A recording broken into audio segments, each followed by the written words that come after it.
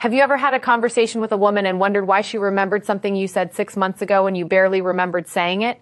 Maybe she remembers the restaurant you went to on your second date, the song that was playing during a road trip, or something you casually said about your childhood, or even a small comment you made that you completely forgot about. And you're sitting there thinking, how does she remember that? The answer isn't that women have some magical memory system that men don't possess. And it certainly isn't that every woman thinks exactly the same way. Human psychology is much more complicated than that. But there are fascinating principles involving attention, emotion, anticipation, memory, autonomy, and social connection that can help explain why certain experiences stick with us so powerfully. And once you understand these principles, you may start seeing relationships differently. Because the biggest mistake people make when trying to understand attraction and communication is focusing only on what someone says. Human behavior is much bigger than words. It's about what captures attention, what creates emotion, what feels safe, what threatens independence, what becomes meaningful enough to remember. So today we're breaking down 10 psychological principles that can help you understand those dynamics more clearly. And by the final point, you'll understand why the emotional experience you create with another person can sometimes matter far more than the perfect words you choose. Let's start with one of the most misunderstood forces in human behavior. 1. The power of anticipation. Think about the last time you were excited about something. Maybe it was a vacation, a first date, a concert, a new car, or even a package you ordered online. Sometimes the waiting feels almost as exciting as getting the thing itself. You check the tracking information, you imagine what it will be like, you picture the experience before it actually happens. That's the power of anticipation. Our brains don't only respond to rewards, they respond to the possibility of rewards. That's why anticipation can become such a powerful emotional experience, and this matters in relationships. Imagine someone you've just started dating. You have a great conversation on Friday. On Saturday, you're wondering when they'll text. On Sunday, you see their name appear on your phone. Your brain starts building a story around what might happen next. That uncertainty can create excitement. But here's an important distinction. Healthy anticipation isn't about manipulating someone by deliberately ignoring them or playing games. It's about allowing experiences to unfold naturally. A great relationship doesn't need artificial uncertainty. It creates genuine curiosity. You don't have to manufacture mystery. You simply don't reveal your entire life story in the first 30 minutes. You let someone discover you gradually. You share experiences. You create memories. You give the connection room to develop. Because sometimes the buildup is part of the experience. 2. Repetition can shape what we believe. Here's another psychological principle that affects everyone. The more often we hear something, the more familiar it becomes. And familiarity can influence how believable something feels. Think about advertising. A brand repeats its name thousands of times. Eventually, you recognize it instantly. The same thing can happen with beliefs about relationships, appearance, success, and even ourselves. Imagine a woman repeatedly hearing, "You're too emotional. You're not attractive enough. People always leave. You have to look a certain way to be desirable." If those messages are repeated long enough, they can become part of the story she tells herself. The same thing happens to men. A man who repeatedly hears, "Real men don't show weakness. You should never need reassurance. If she likes you, she'll chase you," can eventually start treating those ideas as universal truths. But repetition doesn't make something true. It makes something familiar. That's an important distinction. And it's one reason you should be careful about the messages you consume every day. Your social media feed is constantly teaching you what relationships supposedly look like. Your friends are giving you opinions. Movies are giving you narratives. And your past experiences are creating expectations. So if you want to change how you experience relationships, sometimes you have to change the stories you're repeatedly feeding your mind. 3. Emotional contagion is real. Have you ever walked into a room where someone was angry and immediately felt uncomfortable? Nobody had to explain anything. You could feel it. Or maybe you've spent time with someone incredibly enthusiastic and after 20 minutes you're suddenly excited too. That's emotional contagion. Human beings are remarkably sensitive to the emotional states of other people. We observe facial expressions, voice tone, posture, movement, energy, and our brains use those signals to understand what's happening around us. This can be especially important in close relationships. If you're constantly anxious, irritated, or defensive, the other person may begin feeling tense too. And the reverse is also true. Calmness can be contagious. So can warmth. So can genuine enthusiasm. That's why emotional maturity matters so much in relationships. You don't have to be positive every second. That's unrealistic. Everyone has bad days. But there is a difference between having difficult emotions and making everyone around you responsible for regulating them. A healthy partner can say, "I'm having a rough day. I need a little space." That's completely different from creating an environment where everyone constantly walks on eggshells. Your emotional state doesn't stay entirely inside your body. It influences the atmosphere around you. And people notice. 4. Autonomy makes people protective of their choices. Now let's talk about something incredibly important in dating. Freedom. People generally don't like feeling controlled. Tell someone, "You should do this." They may listen, but tell them, "You're not allowed to do this." Suddenly, the situation can feel completely different. Psychologists call this phenomenon psychological reactance. When people perceive that their freedom to choose is being threatened, they may become motivated to restore that freedom.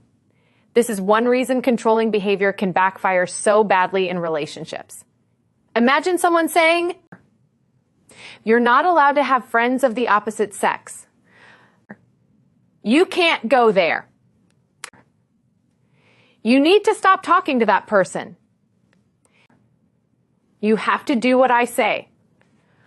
Even if the person making those demands believes they're protecting the relationship, the other person may experience them as an attack on their autonomy. And once autonomy feels threatened, resentment can grow. Healthy relationships work differently. They involve boundaries rather than control. There's a huge difference between saying, "I don't feel comfortable being in a relationship where there's ongoing flirting with other people," and "You're not allowed to talk to anyone I don't approve of." The first communicates a personal boundary. The second attempts to control another adult. Respecting someone's freedom isn't weakness. It's one of the foundations of trust. 5. Emotional experiences leave stronger memories. Now we get to one of the most powerful principles on this list. Emotion affects memory. Think about your own life. You probably don't remember every ordinary Tuesday from 5 years ago, but you may remember the day you graduated, your first serious heartbreak, a major family celebration, the moment someone told you something that changed your life. Why? Because emotional experiences tend to receive more attention, and attention is one of the ingredients of memory. That's why a seemingly tiny moment can become unforgettable when it carries emotional meaning. Maybe someone embarrassed you in front of a crowd.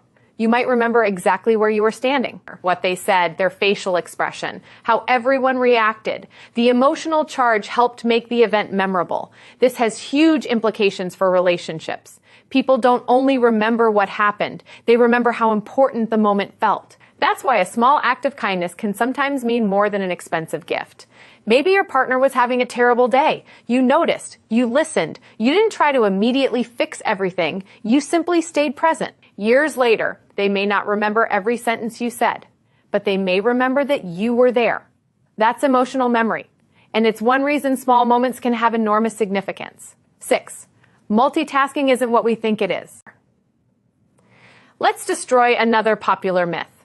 People often say women are naturally better multitaskers than men.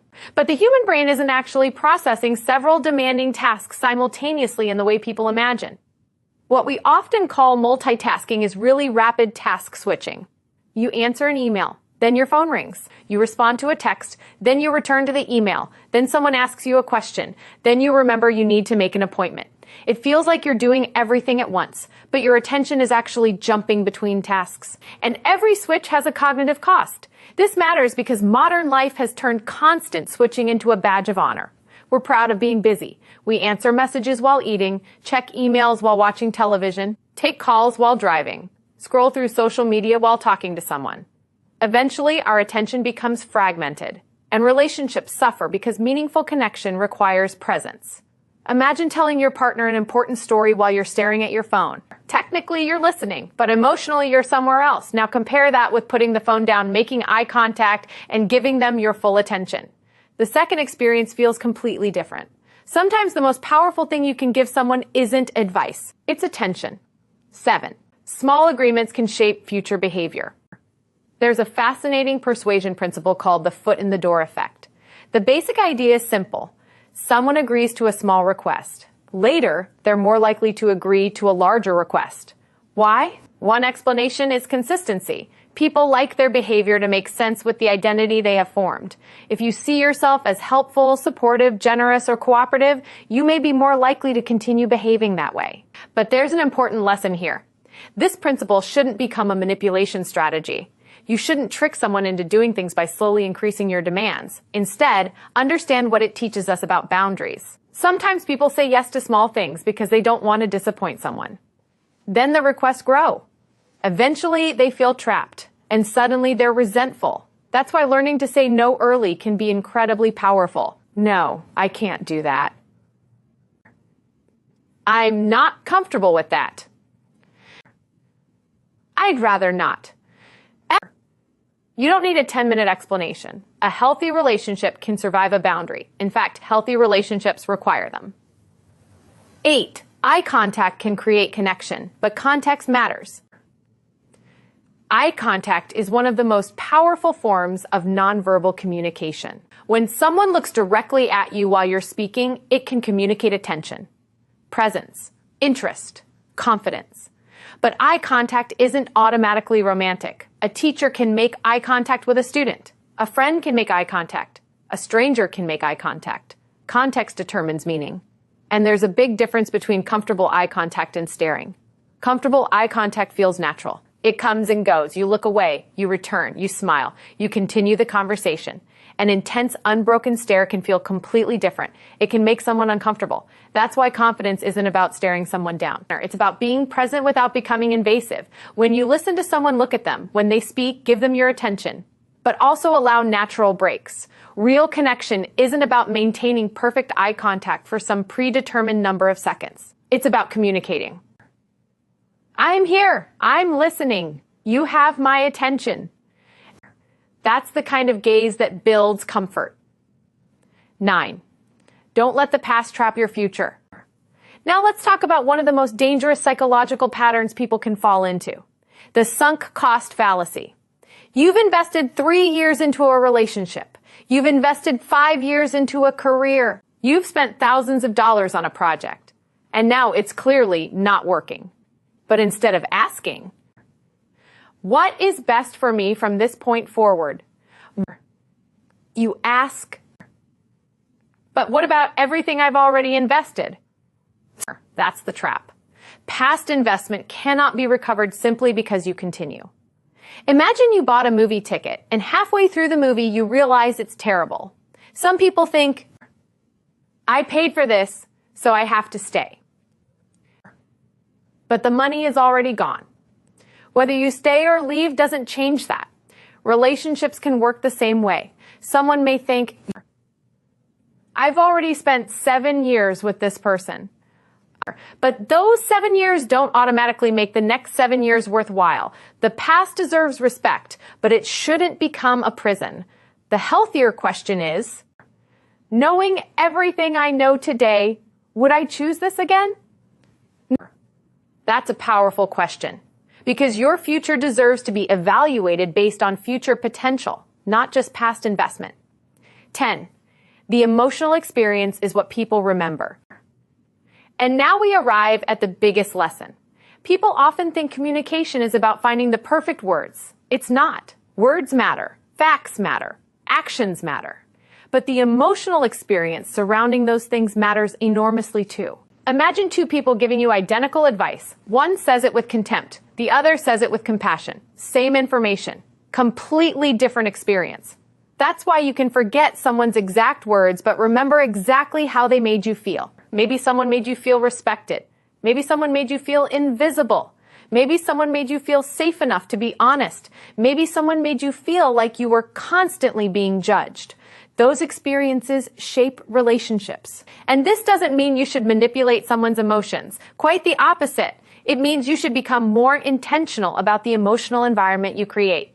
If you want a stronger relationship, don't focus only on winning arguments. Focus on creating trust. Listen before defending yourself.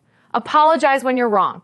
Keep your promises. Respect boundaries. Be present. And don't assume expensive gestures can repair emotional neglect. A $1,000 gift doesn't automatically erase months of indifference. A romantic vacation doesn't automatically repair broken trust. Grand gestures can be wonderful, but consistency is what builds security. The strongest relationships are usually built through hundreds of ordinary moments. A conversation at the kitchen table, a hand on someone's shoulder, remembering an important appointment, checking in after a difficult day, laughing together after a stressful week, saying, "I understand," saying, "I'm sorry," saying, "I'm here." Those moments may look insignificant from the outside, but emotionally, they can become the architecture of a relationship. Final thought. So what should you take away from all 10 principles? Not that women are some mysterious species with a completely different brain.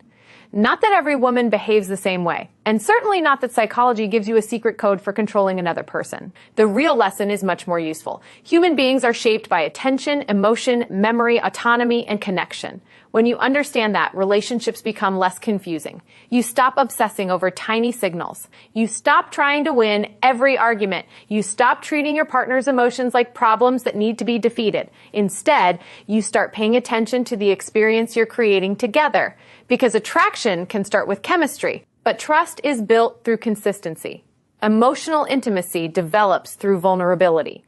And lasting relationships are created through thousands of small choices. So the next time you're talking to someone you care about, don't just think about what you're going to say. Ask yourself, how am I making this person feel while we're having this conversation? Are they heard? Are they respected? Are they safe enough to be honest? Do they feel valued? Those questions will take you much further than any dating trick ever could. Because at the end of the day, people may forget the exact words. They may forget the details, but the emotional experience often stays with them. And that's where real connection begins. If you found this video valuable, hit the like button, subscribe, and share your thoughts in the comments. Which of these psychological principles surprised you the most? And which one have you personally experienced in your relationships? Until next time, stay curious, stay grounded, and remember, understanding people isn't about learning how to control them. It's about learning how to connect with them.